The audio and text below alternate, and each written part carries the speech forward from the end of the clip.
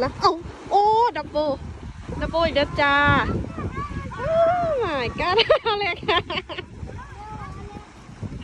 อายุแค่เล็กเป็นอย่างลูกก็ถึงหัวเล็กโอ้เป่าให้อ้ายนะเป่าอ้ายนะเป่าหัวอ้ายนะโอ้แผงเดดดี้ sorry ลูกป่ามันบ่มีตาเนาะป่านี่มันบ่มีตาเนาะเดี๋ยวมันมีจัดการมัมมันให้ไปมื้อแรงตัวไหนนะหมายไว้มื้อแรง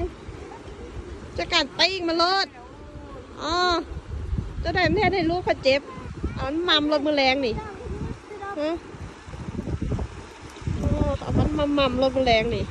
ได้อีกแล้วว่าได้หายใจได้อีกแล้วหมานคักใช่ปะ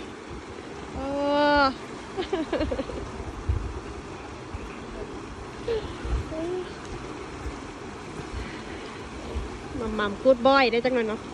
มัมกูดบอยมัมได้ว้าน่ะ